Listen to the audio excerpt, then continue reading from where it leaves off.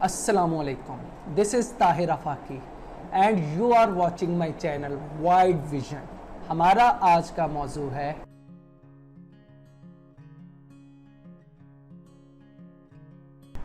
Michel फोको एक post modernist philosopher है। Post modernism का जो सबसे चोटी का जो फ़िलासफ़र है वो मिशेल फोको है। तो मिशेल फोको असल में फ्रेंच फ़िलासफ़र है, हिस्टोरियन है, सोशियोलॉजिस्ट है, सोशल थियरिस्ट है। इसका idea relation between power and knowledge ये काफ़ी हद तक फेमस आइडिया है और उसका असर हमागीर है।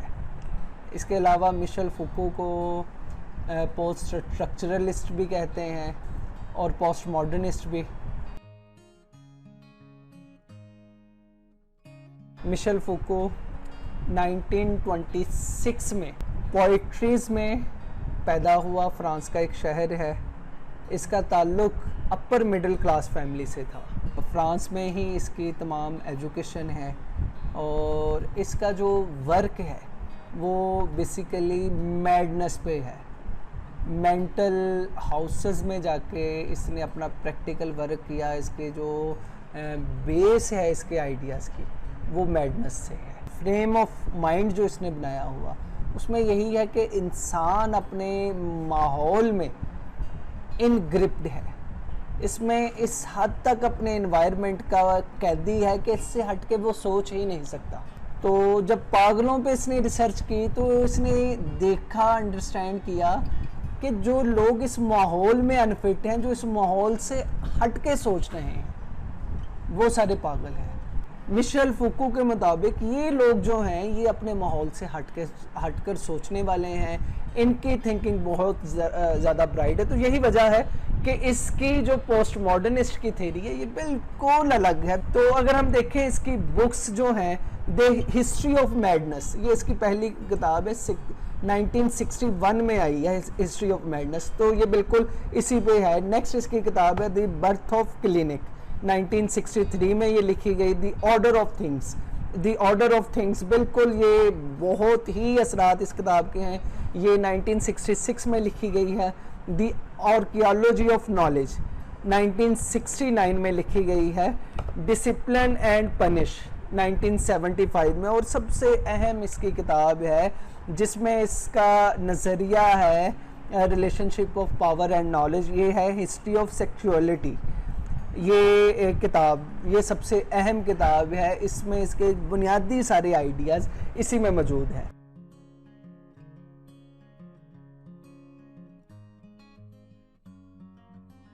मिशेल फोको के आइडियाज़ पोस्ट मॉडर्निस्ट के इस्तिलाह, जिन भी इस्तिलाहात के साथ पोस्ट लग रहा है, पोस्ट बेसिकली निगेशन होती है प्रीवियस वर्जन की, यानी कि post modernism mean negation of modernism. तो मॉडर्निज्म की नफ़ी है। ये भी होता है कि उसका प्यूरिफाइड वर्जन है। तो post modernism mean number 1 negation of modernism, secondly the purified version of modernism। तो इसे हम ये भी कह सकते हैं post modernism deal with the reality. Reality असल डिफाइन होती है इंडिविजुअल टू इंडिविजुअल, ये वेरी करती है इंडिविजुअल टू इंडिविजुअल। तो यहाँ से आपको याद आया होगा सोक्रेटिस को हमने देखा। सोक्रेटिस जिन लोगों के खिलाफ रहा है वो सोफिस्ट थे। तो सोफिस्ट के यहाँ जो सबसे बड़ा उनकी फ़िलासफ़ी थी वो थी man is the measurement of everything. इंसान हर चीज़ का पैमाना है। यानी इंसान के यहाँ जो इंसान समझता है कि ये चीज़ सच है तो ये सच है, ये चीज़ झूठ है तो ये झूठ है। तो पोस्ट मॉडर्निस्ट भी असल में एक्सटेंडेड वर्जन ऑफ सोफिस्ट हैं। इनके यहाँ भी यही है कि रियलिटी जो है वो सब्जेक्टिव है। Man is the measurement of everything. इंसान ही रियलिटी का सबसे बड़ा पैमाना है। तो लिहाजा इनके यहाँ जो सबसे बड़ा आइडिया हमें मिलता वो आइडिया ये है कि there is no such thing as truth. दुनिया में कोई रियलिटी या सच्चाई नाम की कोई चीज़ है नहीं। दुनिया के किसी भी हिस्से में कोई इंसान बैठा तो उसकी नज़र में जो राइट है, रॉन्ग है। तो ये क्या कह रहा है, there is no such thing as truth. लिहाजा सच्चाई क्या है? सच्चाई इसकी नज़र में ये है कि जो आप तसव्वुर करते हैं, जो समझते हैं मेरे लिए सच कुछ है तो आपके लिए कुछ होगा, किसी और के लिए कुछ है। तो ऑब्जेक्टिव रियलिटी या ऑब्जेक्टिव ट्रूथ उसका कोई तसव्वुर मौजूद नहीं है। हर इंसान की नज़र में रियलिटी वो होगी जिसे वो खुद डिफाइन करेगा। ओवरऑल रियलिटी का तसव्वुर, ओवरऑल जो सच्चाई का तसव्वुर, ये ऐसा कहीं मौजूद नहीं है। साइंटिफिक रियलिटीज़ हम देखते हैं, थेरी या कोई भी लॉ बन जाए तो वो कायनात के किसी भी हिस्से में वो थेरी और लॉ इम्प्लीमेंट होता, जबकि इनके यहाँ ऐसा कोई तसव्वुर मौजूद नहीं है। कोई भी थेरी नहीं, कोई भी लॉ नहीं है। There are two types of reality, objective reality और सब्जेक्टिव रियलिटी। तो ऑब्जेक्टिव रियलिटी वो है जो कि कायनात के किसी भी जगह पे जाएं तो वो रियलिटी एज इट है, उसमें उसके ट्रूथनेस में उसमें कोई फ़र्क नहीं आएगा। जबकि सब्जेक्टिव रियलिटी ये वेरी करती है, मतलब मेरी फीलिंग्स अगर कुछ हैं, मैं खुश हूँ तो मेरे लिए रियलिटी कुछ है, मेरे लिए मैं अगर नाराज़ हूँ, गुस्से में हूँ तो मेरे लिए रियलिटी कुछ और होगी। तो ये मिशेल फूको ये सब्जेक्टिव रियलिटी को ही अल्टीमेट रियलिटी करार देता है। साइंटिफिक रियलिटी इसका नेगेशन करता है और इंडिविजुअलिटी को प्रमोट करता है। मतलब हम लोग देखें ना कि जितने भी हमारे इंडिविजुअलिस्ट गुजरे हैं तो उन्होंने तो इस हद तक इंडिविजुअलिटी को हाईलाइट नहीं किया कि वो बाहर जो है यूनिवर्सल ट्रूथ्स का इनकार करके ये कहें कि इंडिविजुअल के यहाँ जो सच्चाई है वो ही सच्चाई होगी। उनमें से किसी ने भी नहीं ऐसा, मतलब J.S. मिल्स सबसे बड़ा इंडिविजुअलिस्ट है तो उनके यहाँ ऐसा कोई भी नहीं है कि उसने कहा कि रियलिटी ये है कि जो इंडिविजुअल डिफाइन करेगा, बल्कि उनके यहाँ भी ये है कि रियलिटी एक यूनिवर्सल फिनोमेना है, नेचुरल रियलिटीज़ मौजूद हैं। तो ऐसा कुछ भी नहीं है कि रियलिटी वो होगी कि जिसे आप खुद डिफाइन करेंगे, तो ऐसा कुछ भी नहीं है। लेकिन मिशेल फूको के यहाँ या पोस्ट मॉडर्निस्ट के यहाँ ऐसा है कि रियलिटीज़ को आप खुद डिफाइन करेंगे। इसी तरह हमारे यहाँ नैरेटिव्स बनते हैं, मुख्तलिफ सोसाइटीज़ का नैरेटिव है, जिस नैरेटिव की बेस पे हम लोग आगे बढ़ते हैं, हमारा निज़ाम ज़िंदगी चलता है, स्टेट का निज़ाम चलता है, मुआशरे का निज़ाम चलता है, फैमिलीज़ का निज़ाम चलता है, इंडिविजुअल्स का निज़ाम चलता है, कुछ ना कुछ नैरेटिव, कुछ ना कुछ आइडियाज़ पे चलता है। वेस्टर्न सोसाइटी है, वहाँ पे सेकुलर नैरेटिव वो पेनिट्रेट करता है। इसी तरह कम्युनिस्ट सोसाइटी है, वहाँ पे सोशलिस्ट आइडियालॉजी, मार्क्सिस्ट आइडियालॉजी वो पेनिट्रेट कर रही है। तो ये नैरेटिव्स उनके यहाँ पेनिट्रेट कर रहे हैं, तो उसकी बेस पे एक्शंस जन्म ले रहे हैं। इसके बरक्स इसका कहना है कि कोई भी नैरेटिव वो हतमी नहीं है। मतलब वो कहता है कि एंड ऑफ नैरेटिव का नज़रिया देता है कि कोई भी नैरेटिव है ना जो वो हतमी नहीं है। और इवन ये कहता है कि ये जो सोसाइटी ने जो नैरेटिव्स अपनाए हुए हैं, जिनके मुताबिक अमल कर रहे हैं, ये नैरेटिव अपनी कोई हैसियत नहीं रखते। लिहाजा वो यहाँ पे तसव्वुर देता है एंड ऑफ नैरेटिव का कि कोई भी नैरेटिव नहीं, नैरेटिव सिर्फ वही है जो आप लोग इंडिविजुअल्स तस्लीम करें या ग्रुप्स जो हैं, ग्रुप्स जिस बात को सच मान लें, लोग जिस बात को सच मान लें, वही नैरेटिव हतमी है। ये जो यूनिवर्सल नैरेटिव्स है, सेकुलरिज्म का, कम्युनिज्म का, ये वो इस तरह के मुख्तलिफ जो आइडियाज़ हैं, नैरेटिव्स हैं, इनकी हैसियत कोई नहीं है। तो ये यूनिवर्सल नैरेटिव के बजाय इसने मुकामी नैरेटिव्स, लोकल नैरेटिव्स उनको अपनाया। तो यही इसके यहाँ मेटा नैरेटिव है कि लोकल नैरेटिव्स मौजूद हैं। ज़ाहिर बात है कि नैरेटिव्स लोकल हैं, तो इसका मतलब जो इंसान की मीनिंगनेस है, इंसान की ज़िंदगी का मकसद एक कलेक्टिव मकसद है, कलेक्टिव पर्पस ऑफ लाइफ है, वो ख़त्म हो गया।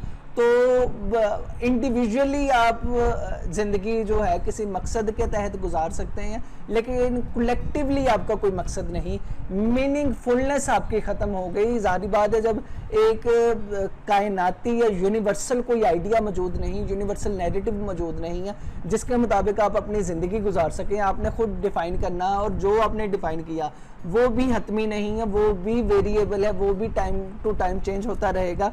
तो इसका मतलब आपकी मीनिंगफुलनेस ख़त्म हो गई, सोसाइटी की मीनिंगफुलनेस ख़त्म हो गई, इंडिविजुअल्स की मीनिंगफुलनेस ख़त्म हो गई।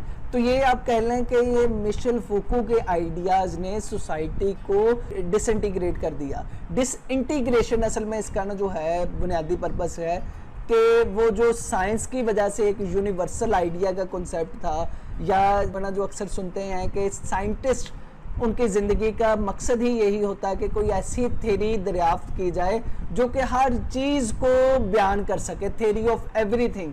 तो ऐसा इसने कहा कि ऐसी कोई भी चीज़ वजूद नहीं रखती। पावर जो है, पावर ड्राइव होती है लैंग्वेज के ज़रिए और कॉन्सेप्ट्स के ज़रिए। तो और कोई सोर्स ऑफ पावर नहीं है, बल्कि ये पावर जितना भी हमारे यहाँ जो पावर निज़ाम चल रहा है, वो पावर असल में अखज़ हो रही है लैंग्वेज से और कॉन्सेप्ट्स। आपके आइडियाज़ जो हैं, जो आप लैंग्वेज के ज़रिए कम्युनिकेट कर रहे हैं, ये असल में अल्टीमेट सोर्स ऑफ पावर है। फिर इसके साथ साथ इसने बाइनरी थिंकिंग, जिसमें कहता है कि इंसान काफ़ी हद तक इसकी वजह से अपने आप को बाइनरी थिंकिंग में मुक़य्यद कर चुके हैं, कैद कर चुके हैं, इसकी इसने निगेशन की है। बाइनरी थिंकिंग क्या है कि सच है तो झूठ होगा, इसके साथ ये बाइनरी थिंकिंग है, टू पेयर्स। इसी तरह दिन है तो रात है, सफ़ेद है तो उसके बरक्स स्याह है। तो ये जितनी भी हम लोगों ने पेयर्स बनाए हुए हैं, सच है, झूठ है, हक है, बातिल है, तो ये जो पेयर्स कहता है, ये इससे हमें बाहर निकलना होगा। इसकी वजह से हमारी है ना जो थिंकिंग बहुत ज़्यादा महदूद हो गई है, तो इससे निकल के हमें सोचना होगा। तो ये इसके जो बुनियादी तौर पर आइडियाज़ जो हैं, जो इसने कहा है कि there is no such thing as truth, तो ये उस पे है कि ट्रूथ नाम की कोई चीज़ नहीं है। तो उसमें उसने ऑब्जेक्टिविटी की भी नफ़ी कर दी, ट्रूथ की भी नफ़ी कर दी, साइंस की भी नफ़ी कर दी, और रिलेटिव इंसान को करार दे दिया कि जो हर चीज़ ही रिलेटिव है, सच्चाई रिलेटिव है। आप जो सही समझ रहे हैं वो सही है, अगर मैं उसे गलत समझ रहा हूँ तो वो मेरे लिए गलत है। मीनिंगफुलनेस ऑफ लाइफ को इसने ख़त्म कर दिया, पावर को नए तरीके से डिफाइन कर दिया, एंड ऑफ नैरेटिव्स इसने दे दिया। और फिर बाइनरी थिंकिंग जो है उसके अगेंस्ट हो गया कि ये ऐसी है ना जो है फ्रेमवर्क से हमें निकलना होगा। फिर उसने दूसरा जो बड़ा आइडिया दिया इसमें वो एसेंशियलिज्म का है। इसकी निगेशन वो करता है एसेंशियलिज्म की, कि क्या है, हम लोग प्लेटो से भी देखते हैं, अरिस्टोटल से भी देखते हैं, और इवन साइंस भी इसी चीज़ को देखती है कि हर चीज़ की एक एसेंस है, हर रियलिटी जो है, हर चीज़ के बियॉन्ड एक रियलिटी, इंसान की अपनी एसेंस है, एक फिजिकल मटेरियल उसकी अपनी एसेंस है, तो उसी को ही हमने ढूंढना, असल वही चीज़ नॉलेज है। प्लेटो के यहाँ वो इसेंस जो है वो वर्ल्ड ऑफ आइडियाज़ में मौजूद है। अरिस्टोटल के यहाँ वो इसेंस जो है वो इटसेल्फ उन अशिया में मौजूद है जिसका हम लोग मुताला कर रहे हैं। इसी तरह साइंस जो है, साइंस भी अशिया की हकीकत को, उनकी एसेंस को वो जानने की कोशिश कर रही है। तो ये इधर जो है ये एसेंशियलिज्म की नफ़ी कर रहे हैं कि कोई भी चीज़ जो है उसकी ज़रूरी नहीं कि हम उनकी एसेंस को ढूंढें, बल्कि सिंपली हमें उसे एज आ होल अंडरस्टैंड करना, ज़रूरी नहीं कि उसकी हम लोग उसकी मीनिंगफुलनेस को देखें, उसकी एसेंस को देखें, तो ये ज़रूरी नहीं है। थर्ड आइडिया जो इनका है वो डिटर्मिनिज्म के अगेंस्ट है। ये मतलब इनके यहाँ rejection of causes in life which explain the things, मतलब एक साइंटिफिक थिंकिंग उसकी ये बिल्कुल निगेशन कर रहे हैं। इनका कहना है कि चंद चीज़ों से बहुत सी चीज़ों को एक्सप्लेन नहीं किया जा सकता। मतलब हम लोग सिंपली एक दो एक्सपेरिमेंट करते हैं और एक्सपेरिमेंट के जो रिजल्ट्स होते हैं उनको ज़िंदगी के बड़े पोर्शन पर उनकी इम्प्लीमेंटेशन कर देते हैं। तो फूको के यहाँ ऐसी कोई चीज़ नहीं है। मतलब वो सिंपली इसकी निगेशन करता है कि ये कैसे हो सकता है कि आप चंद एक एक्सपेरिमेंट करके उनके जो नताइज से हर चीज़ को डिफ़ाइन करना शुरू कर दें। तो हर चीज़ की जो डेफिनेशन वो अलग है, हर चीज़ को जो डिफ़ाइन करना उसे उसके लिहाज से करना है, रिलेटिवली करना है, ना कि आपने कुछ नताइज अखज़ कर लिए तो उस नताइज की बेस पे आप हर चीज को ही डिफाइन करना शुरू कर दें, तो ये ऐसा कुछ भी नहीं है।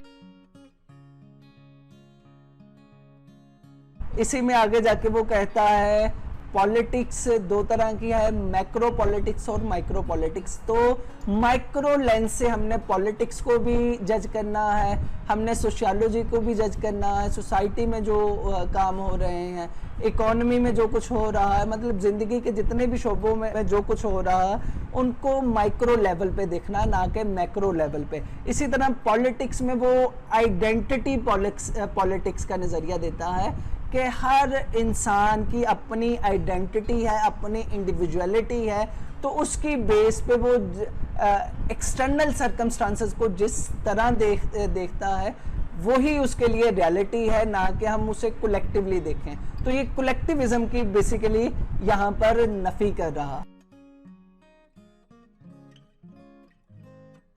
तो ये इसके जो आइडियाज़ हैं बुनियादी, जिन्होंने आप कह लें कि सोसाइटी को डिसइंटीग्रेट किया, इंसानी थिंकिंग पे बहुत ज़्यादा असर डाला, वो जो आप कह लें कि मॉडर्निज्म के बायस इंसान थ्योरी ऑफ एवरीथिंग के पीछे लगा हुआ था, इधर से इंसान ने उस पैराडाइम से निकला है और मिशेल फोको ने उससे निकालने की कोशिश की है।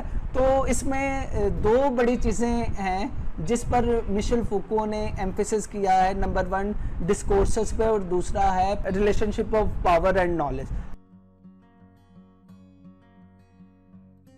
तो डिस्कोर्स क्या है? डिस्कोर्स इसकी नज़र में reality of this social world and the people, ideas and things that inhabit it. तो इसकी नज़र में क्या है? Reality of this social world, असल में ये डिस्कोर्स है। डिस्कोर्स मतलब एक सोसाइटी के लोग जो जिस चीज़ को अहम समझ रहे हैं, जिस चीज़ को मान रहे हैं, उनके यहाँ कल्चरली जिस चीज़ की पेनिट्रेशन है, जिस आइडियाज़ की पेनिट्रेशन है, वो डिस्कोर्स है और उसी के मुताबिक ही अमल दरामद होता।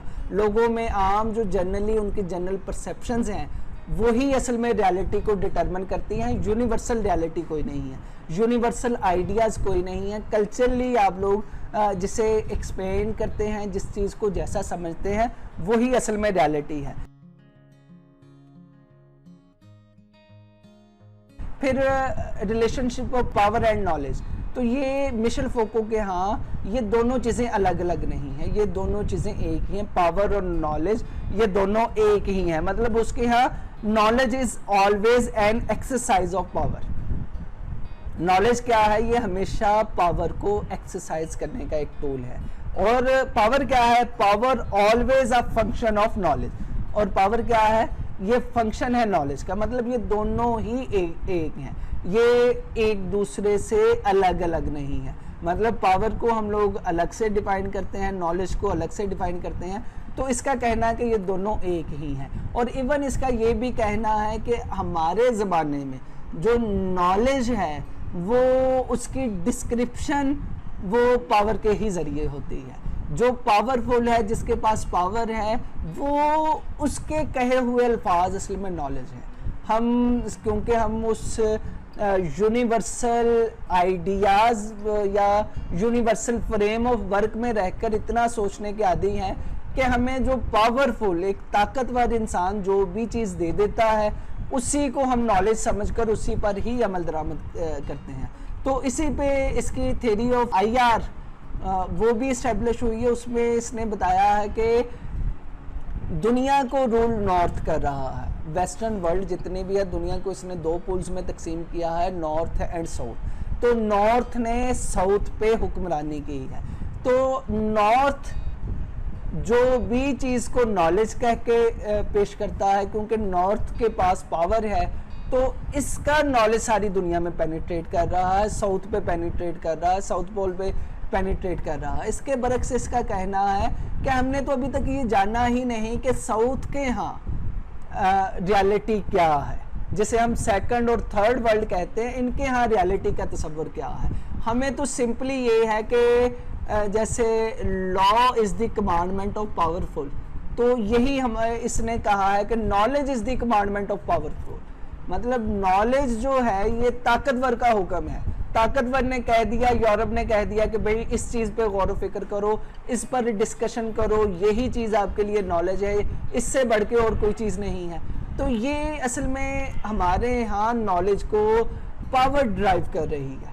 नॉलेज के पीछे पुशर जो है वो पावर का है, जबकि हकीकत में साउथ के लोग जो कि पावरफुल नहीं हैं, वो असल में नॉलेज क्या समझते हैं, उनके यहाँ नॉलेज का तस्वर क्या है, वो हमें नहीं पता। क्यों नहीं पता? क्योंकि हमारे यहाँ हम एक ऐसी दुनिया में रह रहे हैं या एक ऐसे बंद कुएं में रह रहे हैं जिधर हमें जो कुछ बता दिया गया है वही हकीकत है, इसके बरक्स और कोई चीज़ हकीकत नहीं है। तो ये सिंपली ये मिशेल फूको के आइडियाज़ हैं जिन्होंने इस दुनिया को इस हद तक मुतासर किया है कि आप आर्ट को देख लें, आप कल्चर को देख लें, आप मूवीज़ को देख लें, आप म्यूज़िक को देख लें, तकरीबन ज़िंदगी के हर शोबे में इसकी पेनिट्रेशन मौजूद है। आप देखते हैं कि लोग बड़े मॉडर्न हैं लेकिन एंटीक को पसंद कर रहे हैं। इसके साथ साथ कोई अगर म्यूज़िक है तो म्यूज़िक इंस्ट्रूमेंट्स में आप सिंपली कोक स्टूडियो में देख सकते हैं कि म्यूज़िक मॉडर्न इंस्ट्रूमेंट्स भी पड़े हुए हैं और साथ ढोल भी पड़ा हुआ है, साथ वो पुराना म्यूज़िक भी पड़ा हुआ, पुराने सारे इंस्ट्रूमेंट्स और न्यू इंस्ट्रूमेंट्स के साथ मिला के एक नई चीज़ बनाई जा रही है। तो वो बेसिकली वो यही है कि ये रवायात को ख़त्म करना, रवायात की बजाय कन्वेंशनल थिंकिंग की बजाय या जो मॉडर्न फ्रेम ऑफ रेफरेंस है उससे निकल कर सोचना, ये बेसिकली पोस्ट मॉडर्निज्म है।